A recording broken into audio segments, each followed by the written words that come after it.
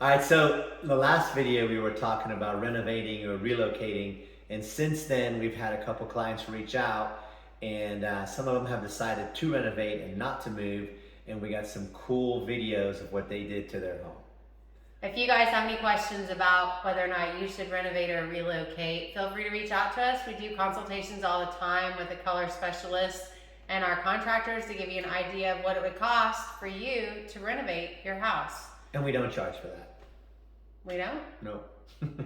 Yes, No. we do. No, we don't. Just kidding. With that being said, the next topic that we want to talk about is whether or not you should rent or buy. I mean, let's face it, interest rates have gone up, right? Everybody knows it. Everyone's upset about it. Everyone has concerns about it. And we are here to tell you on why it's important for you to buy versus rent in this market. One of the things about buying is that your home that you stay at and your amount you pay each month is always going to be the same.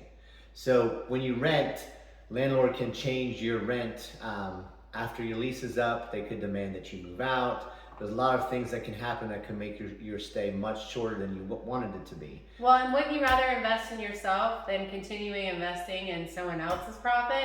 Absolutely. Because home ownership is gonna increase the value every year for your house. You know what? Sometimes a couple of years you may not see a huge increase in the evaluation of your home price, and that's okay. Because when you're looking to buy, most people live in their home anywhere on average from like 3 to 5, 7, 10 years tops before they move again. In fact, we've got one client who, fortunately for us, likes to move every 2 years. And they've done really, really well in the way that the real estate market has been. So one of the big things we hear is we're going to wait until the interest rates come down before we buy, and we're just going to rent. What happens when you do that? You lose out.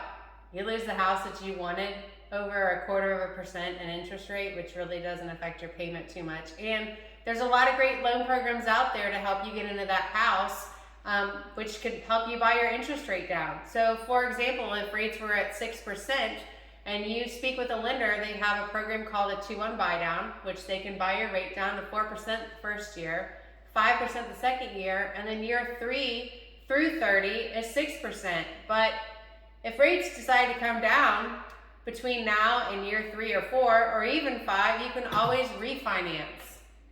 Yes, and the nice thing about that is as your property increases in value, your payment will actually go down and you'll have more equity. Right now, rates are about 6.5 to 6.75, and all the news says that the rates are going to go up November 1st or 2nd when the Fed meets again, and they're expecting it to go up about 75 basis points. So it won't be long before rates are going to be at 7.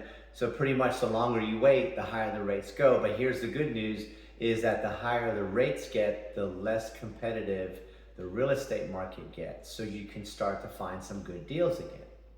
Yeah, and with that being said, don't forget the tax advantages that you have from owning your home. Don't let someone else claim the interest on their home while you're paying rent. Yeah, now when is it a good time to rent? Because, buying may not always be the best thing. Sand, in your opinion, when's the best time to rent?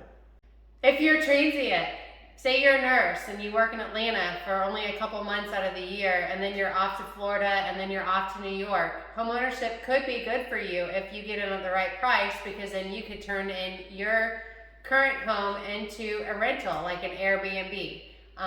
Otherwise, it's a good time to rent when... Well, I think being transient is usually the number one reason to rent. Right now, with the way the rates are and the way the market is, we're starting to see some really, really good values on homes that need a little bit of TLC. So if you may be a short-term person, you can buy a home which needs to be fixed up.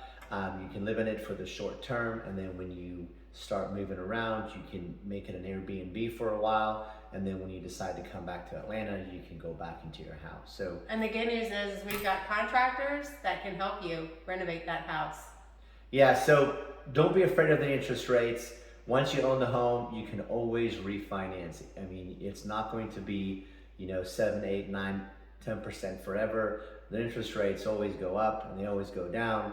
And don't be that person that just thought that they were going to wait for a particular rate, and then guess what? A year or two later, rates are 2% higher. So rates might be 6.5% or 7% today. They could be 8% tomorrow. But again, if you get in now, you're going to get the best rate possible, and you can always refinance with no prepayment penalty on most loans. Yeah, and when you refinance, you're in the home that you love. So, I mean, it's a win situation for you. It's worth it. If you have any questions, reach out or you can just comment below. Have a great day.